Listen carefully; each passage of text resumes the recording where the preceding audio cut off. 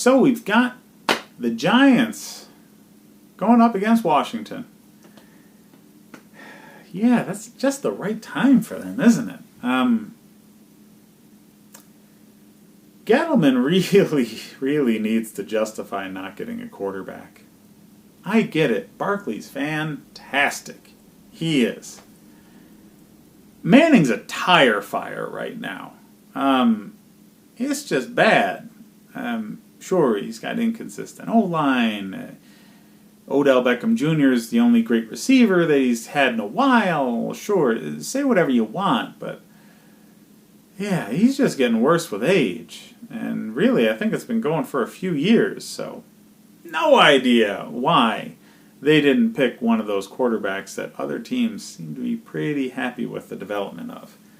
I mean, you have one of the worst records in the league. You could have had one of the worst records in the league and your franchise quarterback in place already for the future.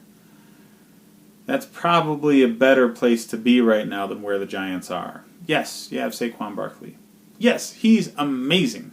I get it. Quarterbacks take a while to develop. Running backs burn out in 3 or 4 years.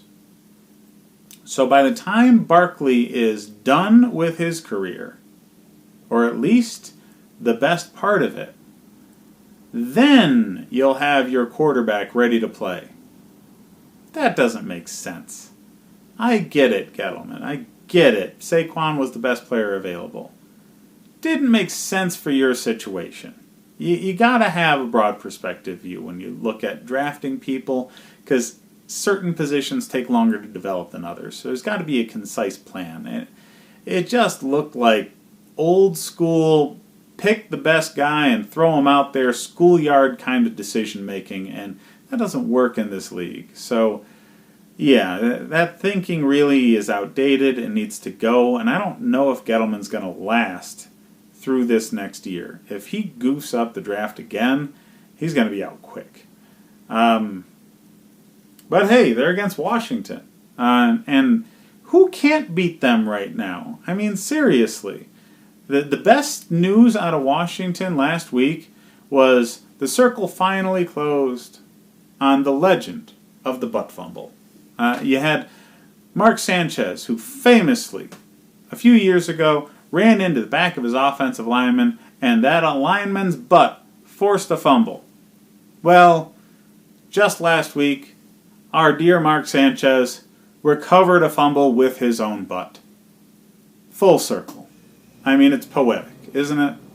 Because in a season where the best thing you can say is, we got probably the last good season out of Adrian Peterson.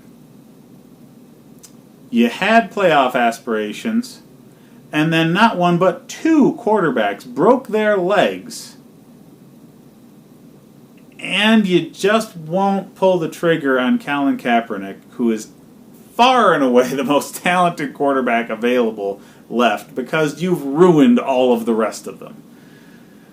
Yeah, I get it. It's politics. You're in D.C., that's what you do, but yeah, it's just bad for football. I mean, you had serious chances this season. And Alex Smith's leg injury shouldn't have been the end of the story, but it ended up being the end of the story because of stubbornness in the front office. How is it okay to sign somebody who just got let go because they beat the crap out of their girlfriend, but it's not okay to sign somebody who protests? I understand. A lot of people don't agree with him. I get it. A lot of people are angry at the dude, sure. Does that mean he's a bad football player? No! But it does mean that your front office cares far too much about the exact wrong things. Using free speech shouldn't be a reason you don't get a job for a team that doesn't care if you beat the crap out of your girlfriend. Yeah, think about that one.